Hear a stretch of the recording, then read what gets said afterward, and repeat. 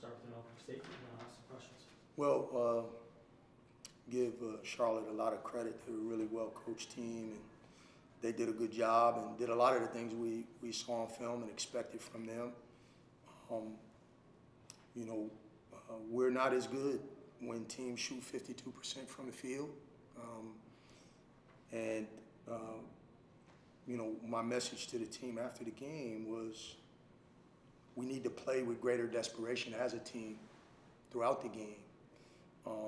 And that desperation showed up in pockets throughout the course of the game, and then, of course, at the end, with our back against the wall, we gave a valiant effort and had a wide-open shot with a chance to win the game that just didn't fall.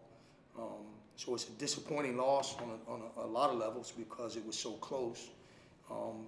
And at the same time, the fact that we didn't position ourselves better throughout the game. But we'll learn from it and get better. I think we're getting better right now as a team, and I think this experience tonight will add to that. Down 15 with about 5 or 6 minutes left in the game, and the guys really kept going, both not just offensively to chip into the lead, but defensively, getting some steals, forcing some turnovers. What changed as opposed to what they were doing? Yeah, just a level of desperation. I think you know, I think as a coach, you're always looking at the time and score and saying there's plenty of time.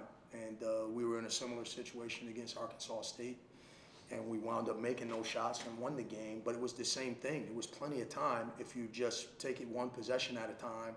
And for a period of time, they made every big play, every big shot.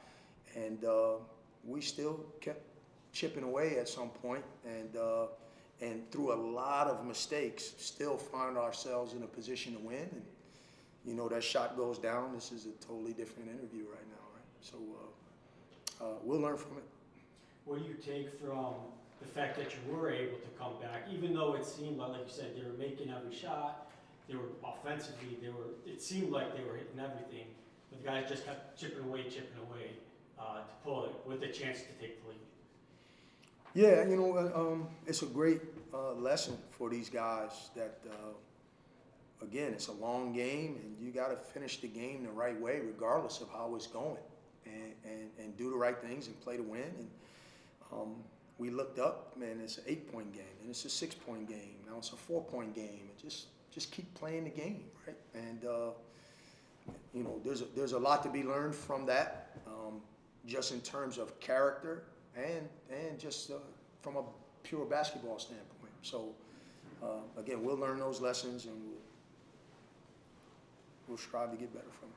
For the second straight game, Trey, only 4 points in the first half, but then really came on in the second half. Is there something different he's doing, or is it just scoring? He sees he's got to make a play. Yeah, you know, I think he's at the top of everybody's scouting report, and so at the start of games, you know, he's got to feel the game out. It always helps when other guys step into it, and we didn't get a lot of offensive output from other guys, so it magnifies what is or isn't going on with him. But if some other guys step up, then it doesn't matter as much, and he can just find his way. But he did find his way in the second half, and we kept him in the middle of the floor as much as possible, encouraged him to try to get downhill, and he was able to do that and draw some contact. He got to the free throw line quite a bit. So, you know, nine free throws had a lot to do with him, you know, changing that stat line. Coach, thank you. Thanks, guys.